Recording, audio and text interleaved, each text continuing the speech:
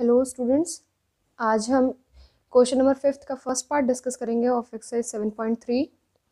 We have given that r is equals to a plus b cos theta where a is less than b। Firstly हम क्या check करेंगे? Symmetry.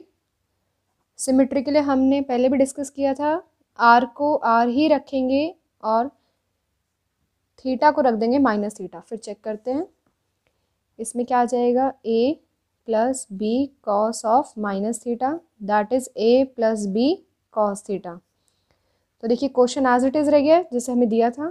तो इसका मतलब क्या हो गया है? This implies curve is symmetrical about theta is equals to zero line. जो थीटा इक्वल्स टू जीरो वाली लाइन रहेगी, मतलब एक्स एक्सिस को ही बोलते हैं हम, उसके अबाउट क्या आ जाएगी? सिमेट्रिकल। फिर हम चेक करेंगे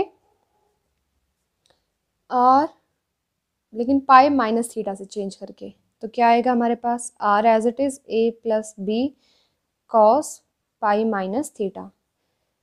ए माइनस बी आ जाएगा अब यहाँ पे। तो देखिए सेम नहीं रही कर्व, हमें तो क्वेश्चन में कर्व दी थी, अब दूसरी आ गई, बीच में माइनस साइन आ गया। This implies curve is not symmetrical about theta is equals to pi by 2, नहीं है इसके अबाउट पे। नेक्स्ट हम क्या करेंगे? पोल। पोल के लिए हमें क्या करना है? पोल आप ओरिजिन इसी को बोलते थे। आर को जीरो पुट करोगे तो क्या आएगा क्वेश्चन से? ए प्लस बी कॉस थीटा ही क्या बन गया? जीरो। अब ये जीरो बना, यहाँ से कॉस थीटा निकाल लेते हैं। तो कॉस थीटा क्या आ जाएगा? माइनस ए अपॉन बी। इतना ठीक है। तो अब देखिए यहाँ पे ए हमें क्वेश्चन में कैसे दिया है? Less than B. इसका मतलब ए बाय बी कैसी टर्म होगी? वन से छोटी टर्म होगी। वन से छोटी टर्म है ये, और माइनस साइन के साथ है, तो माइनस वन से छोटा टर्म है। तो हम कह देंगे कि हाँ कॉस थीटा ये पॉसिबल है। कॉस थीटा की वैल्यू कहाँ होती है? माइनस वन से लेके वन के बीच में। तो ये वैल्यू देखिए, अगर यहाँ से भी नहीं पता चल रहा हो आपको, तो आप डायरेक्ट क्या कर सकते हैं? इसका मॉड ले लें। Mod of cos theta is equals to mod of A minus B. तो क्या बन जाएगा? A by B. तो कॉस थीटा की वैल्यू ये कैसी है? लेस देन वन है, और cos theta less than one में के होते ही है उसकी मतलब वैल्यू ये पॉसिबल है। तो हम कह देंगे कि आर इक्वल्स टू जीरो के लिए कोई थीटा आ रहा है जो कि पॉसिबल है। तो हम यहाँ से क्या लिख देंगे? नेक्स्ट हम यहाँ पे लिख देंगे दिस इम्प्लाइज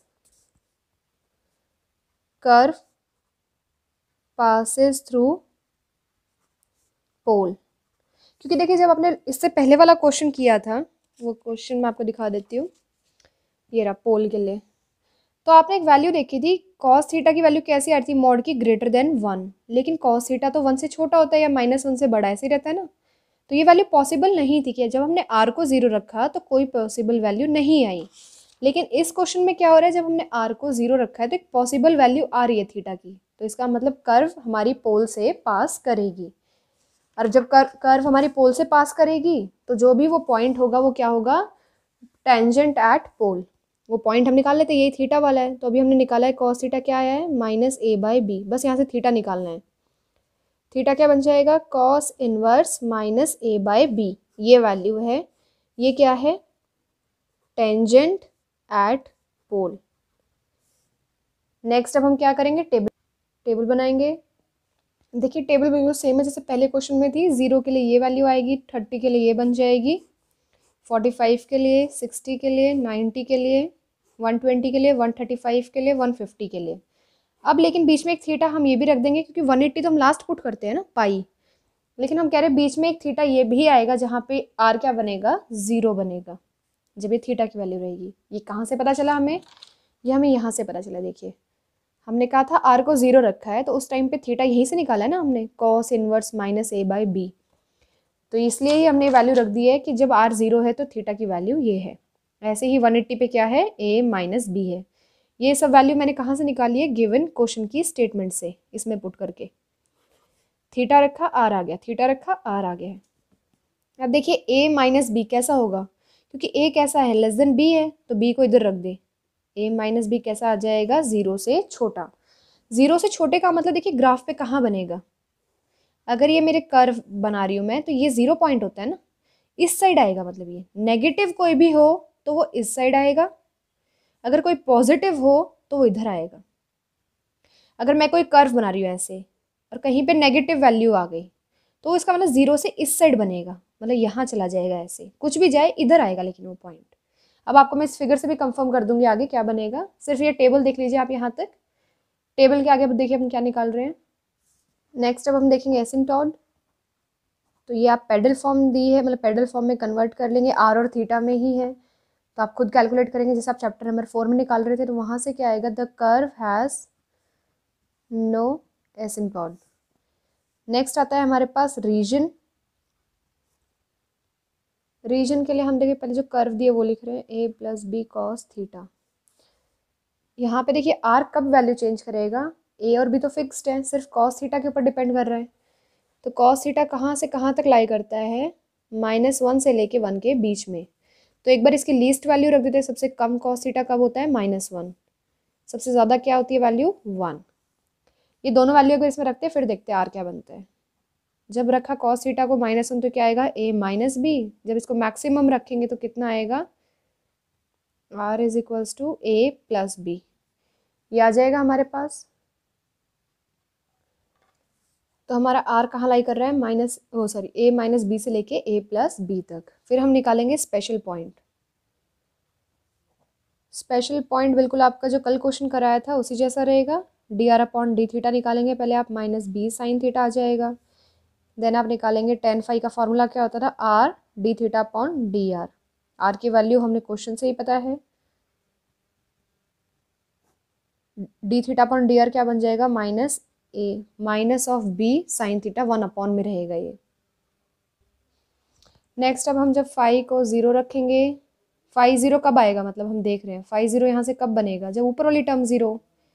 तो हम लिख देंगे a plus B cos theta is 0। तो इसका मतलब थीटा कितना आ जाएगा यहाँ से, पाई, ये आएगा theta minus a by B और कॉस इनवर्स। मैं दोबारा क्लियर लिख देती हूँ, theta is equals to cos inverse a by B with minus sine, यही रहेगा। अब देखिए ये पॉइंट पे क्या है हमारे पास, जो टेंजेंट है वो कैसी रहेगी, फाई 0 का मतलब tangent will be parallel to the line theta equals to 0।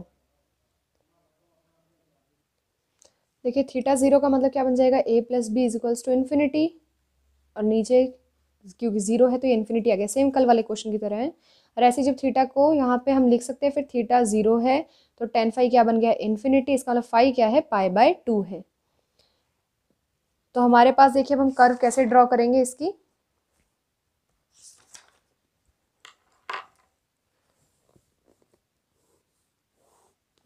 ये हमने बना ली अपनी line, theta is equals to 0, pi by 2, pi 3 pi by 2। तो देखिए पहला काम हमारा क्या रहेगा, सेम जैसे हमने कल बनाया हुआ था, ये वाला पॉइंट कौन सा आ जाएगा, a प्लस बी कॉमा 0, ये हो जाएगा। फिर इसके बाद ये कम होती गई थी कर्व। इसके लिए अगर आपको क्वेश्चन देखना है पूरा तो आप 5th का, मैंने पहले आपको 3rd पार्ट कराया है, आप वो चेक करें, उसमें कर्व मैंने यहाँ तक ड्रॉ कराई हुई है। ये देखिए यहाँ तक आ गया था, फिर ये आ जाएगा अब 0 पे, क्योंकि कर्व कैसी है, पासेस थ्रू पोल है, कर गया 0 से यहाँ पे। अब जैसा ऊपर बना है वैसा ही नीचे बनेगा, क्योंकि कर्व कैसी है, symmetrical about the line theta is equals to 0। इतना ठीक हो गया है। लेकिन अब हमारे पास यहाँ पे क्या है, जब हमारी थीटा की value cos inverse minus a by B होगी तो ये 0 है। लेकिन 180 डिग्री पे कैसा है, a माइनस बी है, और a माइनस बी इस क्वेश्चन में कैसा है, लेस देन 0 है। और मैंने आपको बताया था कि अगर 0 से छोटा होगा तो इस साइड में बनेगा। तो आप लेट कर ले a माइनस बी यहाँ है, ये a प्लस बी है तो ये क्या है, a माइनस बी कॉमा 0। तो इसका मतलब कर्व इस साइड बनेगी। अब देखिए हम क्या करेंगे, ये कर्व हमें, देखिए मैं यहाँ पे एक छोटा सा आपको कॉन्सेप्ट बता देती हूँ। अगर मुझे कहा है 45 डिग्री पे 2 डिस्टेंस है, 45 डिग्री यही है एंगल, और इस पर डिस्टेंस कितना कवर किया है उसने, 2, मतलब यहाँ तक। और अब मुझे कह दे 45 डिग्री पे -2 डिस्टेंस है, जब 2 इस साइड पे था डिस्टेंस तो -2 बिल्कुल इसका रिवर्स में आएगा इधर, -2 एट दी एंगल 45 डिग्री, ऐसे लेना है आपको, मतलब ये 45 डिग्री हो गया और ये -2 हो गया है। तो ऐसे ये a माइनस बी ये कैसा है हमारा इस क्वेश्चन में, नेगेटिव है। अगर a प्लस बी मतलब a माइनस बी पॉजिटिव होता तो इस साइड जाता, अब ये नेगेटिव है तो ये वापस नीचे की साइड जाएगा। अब नीचे जाएगा और यहाँ तक आ जाएगा, क्योंकि ये डिस्टेंस क्या है, a माइनस बी यहाँ तक जाएगा। और जैसा एक्स एक्सिस या फिर जैसा थीटा इक्वल्स टू 0 पे इधर बनेगा वैसा ही ऊपर भी बनेगा, क्योंकि हमने कहा है जैसा ऊपर वैसा नीचे, जैसा नीचे वैसा ऊपर। तो आपकी ये कर्व बन गई है इस क्वेश्चन में। अब देखिए मैं आपको एक क्वेश्चन करा रही हूँ। ये क्वेश्चन आपके बुक के क्वेश्चन से थोड़ा सा डिफरेंट है, मतलब स्टेटमेंट पे। स्टेटमेंट हम लेके चलेंगे r² is equals to a² cos 2 theta. ऐसा ही आपका क्वेश्चन नंबर 10 है। देखिए मैं आपको ये कराऊंगी, इसमें हमारा एक फ्लावर शेप बनेगी। बाकी जो ऐसे क्वेश्चन हैं आप उनको खुद ट्राई करेंगे। मैं आपको पैटर्न बता रही हूँ कैसे चलेगा। फर्स्ट आपको क्या करना है, सेम सिमेट्री चेक करनी है। सिमेट्री चेक करने के लिए क्या करेंगे, F of R comma theta को हम चेक करेंगे क्या वो इक्वल है। इसके लिए चेक करेंगे आर कॉमा माइनस थीटा के, क्या ये इक्वल है या नहीं है। तो आप इसमें अब आर के प्लेस पे आर रख दें, थीटा के प्लेस पे माइनस थीटा रख दें, cos 2 माइनस थीटा। तो क्या आ जाएगा, a² cos 2 थीटा ही रहेगा। तो देखिए सेम क्वेश्चन है एज इट इज जो हमें दिया हुआ था।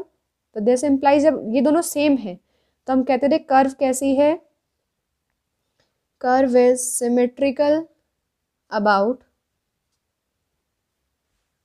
Theta is equals to 0 line. यही हो जाएगा। नेक्स्ट अब हम चेक करेंगे F of R comma theta, क्या ये इक्वल है F of R comma pi minus theta के। तो अब हमें क्वेश्चन में देखिए क्या दिया था, r² is equals to a² cos 2 theta, यही दिया है। अब हम r को तो r ही रखेंगे, लेकिन थीटा के प्लेस पे क्या रिप्लेस कर लेंगे, पाई minus theta, cos 2 pi minus, चलिए पहले मैं इसको अलग लिख देती हूँ, थीटा। तो क्या आ जाएगा, cos of 2 pi minus 2 theta. तो ये क्या रहेगा, एग्जैक्टली सेम रहेगा, क्योंकि फोर्थ क्वाड्रेंट आ जाएगा। फोर्थ क्वाड्रेंट में cos कैसा होता है, पॉजिटिव। cos 2 थीटा आ गया है। तो देखिए फिर से गिवन क्वेश्चन की स्टेटमेंट बन गई। जैसे ही गिवन क्वेश्चन की स्टेटमेंट बन जाएगी हमारे पास वापस, हम कह देंगे ये दोनों आपस में कैसे हैं, सिमिलर है, क्योंकि ये तो हमें क्वेश्चन वाला दिया है सेम यही, और इसको सॉल्व किया तो भी यही आ रहा है। This implies curve is symmetrical about the line theta is equals to pi by 2। Next अब हम क्या चेक करेंगे, सिमेट्री के बाद पोल। पोल के लिए हम आर को 0 पुट करते रहे कि गिवन, यही क्वेश्चन है हमें, गिवन कर्व है, आर को 0 रखा तो क्या आ गया, a² cos 2 theta is equals to 0। तो अब देखिए यहाँ पे अगर थीटा का डायरेक्ट तो हम 0 ही लेते रहे, लेकिन मैं 0 को लिख सकती हूँ अब यहाँ पे cos पाई बाय 2। अब देखिए cos पाई बाय 2 भी 0 होता है, cos माइनस पाई बाय 2 भी 0 होता है, दोनों ही 0 है हमारे पास। तो हम लिख सकते हैं यहाँ से a तो 0 होगा ही नहीं, होगा कौन 0, cos 2 थीटा। तो पहले ये ना लिख के आप ये लिखिए cos 2 theta is equals to 0। So we have cos 2 theta is equals to cos of plus minus pi by 2। और जब आप इसको सॉल्व करेंगे अब तो ये क्या आ जाएगा, cos से cos cancel, 2 theta is equals two plus minus pi by 2। तो आपके पास थीटा की वैल्यू क्या आ जाएगी, प्लस माइनस पाई बाय 4 आएगी। तो देखिए आपने आर को 0 रखा तो आपके पास थीटा की एक पॉसिबल वैल्यू आ गई है। एक क्या, यहाँ पे तो 2 ही आ गई है हमारे पास, लेकिन पॉसिबल वैल्यू है। तो अब हम यहाँ से क्या लिख देंगे, दिस इम्प्लाइज, क्योंकि हमने कहा था जब भी r0 रखने पे अगर थीटा की कोई पॉसिबल वैल्यू आ जाए तो कर्व क्या करेगी, पास करेगी थ्रू पोल। तो हम लिख देंगे यहाँ पे this implies the curve passes through pole, कि पोल से वो कर्व पास करेगी। और टेंजेंट एट पोल क्या हो जाएगा, यही हो जाएगा।